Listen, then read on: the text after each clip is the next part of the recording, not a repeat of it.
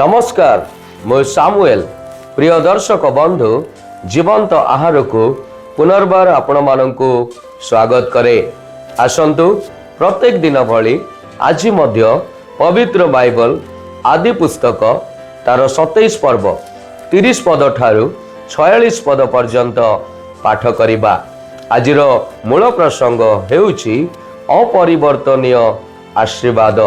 एठारे ए प्रकार लेखा जाए, एही प्रकारे इसाक जाकुबंकु आशीर्वाद कला उतारे जाकुब अपना पिता इसाकंक निकटरू बाहर हेबा मात्रे ताहार भ्राता एसो मृगयारू आसिला।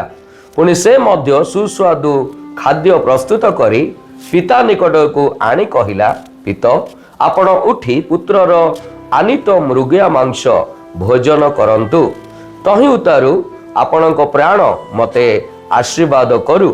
तैरे ताहार पिता इसाक कहिले, तुम्भे किए? से कहिला, मु आपणक पुत्र आपणकर प्रथम जात एसो। सेतेबेले इसाक अतिशय कंपित होई कहिले, तेबे जे मो निकटकू मृगया मांस आनीथिला से किए? तुम्भे आसीबा पूर्वे मु ताहा भोजन करी ताकू आशीर्वाद कली, आहुरी से आशीर्वाद प्राप्त हेबो।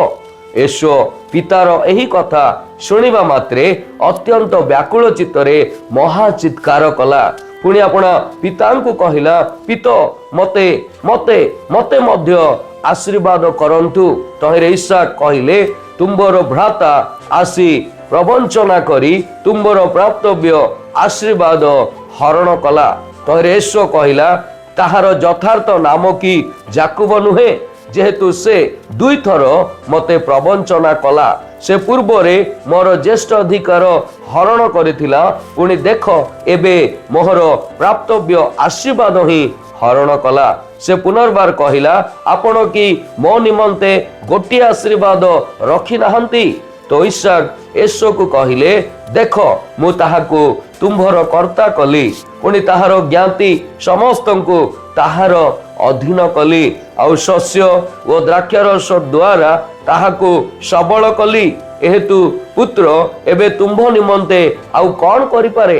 तहिरे एसो पुनर्बार अपना पितांकु कहिला, पित आपणकर कि केवल गोटे आशीर्वाद थिला?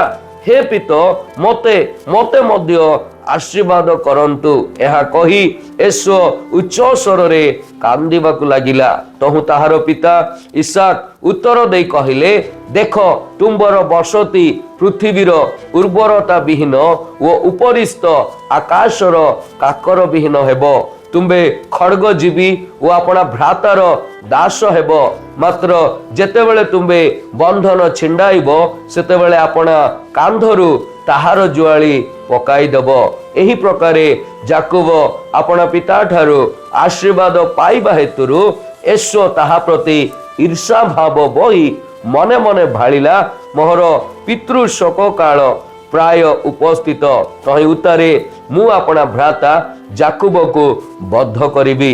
मात्र ज्येष्ठ पुत्र एसोर ए रूप कथा रिबिकार कर्ण गोचर हैला।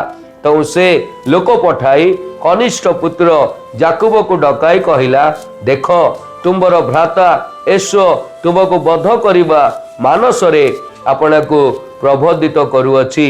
एणुकरी पुत्र मोहर कथा शुण, तुम्बे हारण नगर को पलाई मोर भ्राता लाबन निकट को जाओ।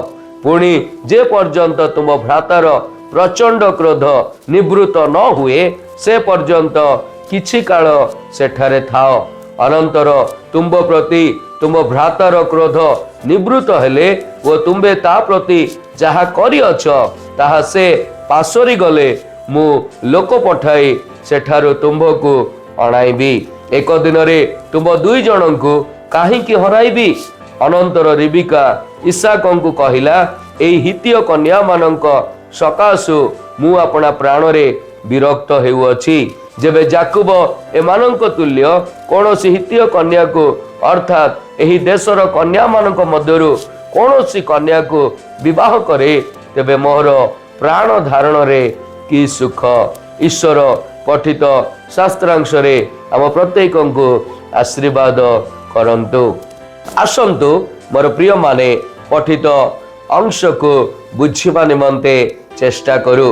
ଯାକୁବ ଇସାକ ଠାରୁ ଯିବା ମାତ୍ରେ ଏଶୋ ଇସାକ ନିମନ୍ତେ ଖାଦ୍ୟ ନେଇ ଆଶୀର୍ବାଦ ଆଶାରେ ଆସିଲେ ଓ ଯେତେବେଳେ ସେମାନେ ଜାଣିଲେ ଯେ ଇସାକ ଯାକୁବଙ୍କୁ ଆଶୀର୍ବାଦ ଦେଇ ସାରିଛନ୍ତି, ସେତେବେଳେ ଏଶୋ ଏବଂ ଇସାକ ଗଭୀର ଭାବରେ ଆଶ୍ଚର୍ଯ୍ୟ ହୋଇଗଲେ। ବର୍ତ୍ତମାନ ଇସାକଙ୍କ ପାଖରେ ଏହା ସ୍ୱୀକାର କରିବା ବ୍ୟତୀତ ଆଉ କୌଣସି ବିକଳ୍ପ ନଥିଲା ଯେ ଯାକୁବ ଏଶୋ ଏବଂ ତାଙ୍କ ପରିବାରର ଅନ୍ୟ ସଦସ୍ୟଙ୍କ ଉପରେ ଶାସନ କରିବେ। ଏହି ସମୟରେ ଏଶୋ ତାଙ୍କ ବେପରୁଆ ମନୋଭାବ ପାଇଁ ଅନୁତାପ କରିବା ପରିବର୍ତ୍ତେ ଯାକୁବଙ୍କ ପ୍ରତି ତିକ୍ତ ହୋଇଗଲେ ଏବଂ ନିଜର ଆଶୀର୍ବାଦ ଖୋଜିଲେ।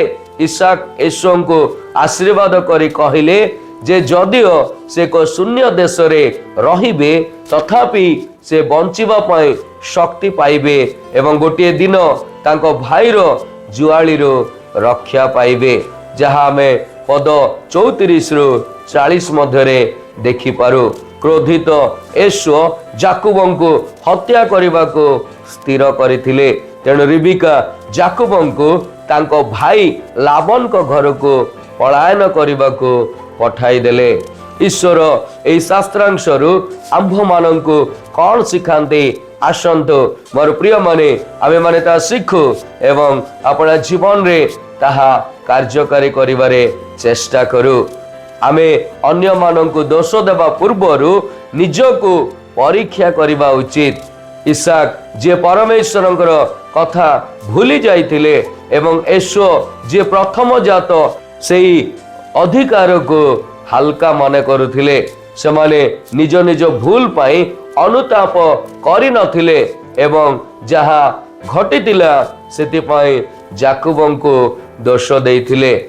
ଆସନ୍ତୁ ଆମେ ନିଜକୁ ପରୀକ୍ଷା କରିବା ଯେ ଆମେ ଅନ୍ୟମାନଙ୍କୁ ଦୋଷ ଦେବା ପୂର୍ବରୁ ଏପରି କିଛି ଅଛି କି ଯାହା ଆମେ ଅନୁତାପ କରିବା ଉଚିତ। ଭୁଲ ପଦକ୍ଷେପ ଯନ୍ତ୍ରଣାଦାୟକ ଫଳାଫଳ ଆଣିଥାଏ। ଯଦିଓ ପରମେଶ୍ୱର ଯାକୁବଙ୍କୁ ଅବ୍ରାହମଙ୍କର ଆଶୀର୍ବାଦ ପାଇବା ପାଇଁ ଯୋଜନା କରିଥିଲେ, ତଥାପି ରିବିକା ଏବଂ ଯାକୁବଙ୍କ ପ୍ରତାରଣା ଏବଂ ଚତୁରତା ଯୋଗୁଁ ସମଗ୍ର ପରିବାରକୁ ମତଭେଦ ଏବଂ ବିଚ୍ଛେଦ ଭୋଗ କରିବାକୁ ପଡ଼ିଲା। ଭୁଲ ପଦକ୍ଷେପକୁ ଯଥାର୍ଥ କରିବା ପାଇଁ ଆମେ ଯଥାର୍ଥ ଉଦ୍ଦେଶ୍ୟ ବ୍ୟବହାର କରିବା ଉଚିତ ନୁହେଁ। ଯଦିଓ ଫଳାଫଳ ସଫଳ ହୁଏ, ଆମେ ଏକ ଭୁଲ ପଦ୍ଧତି ବ୍ୟବହାର କରିବା ସମୟରେ ଯନ୍ତ୍ରଣାଦାୟକ ପରିମାଣ ଭୋଗ କରିବା ନିଶ୍ଚିତ ଭାବରେ ଆମ୍ଭମାନଙ୍କୁ ପଡ଼ିବ।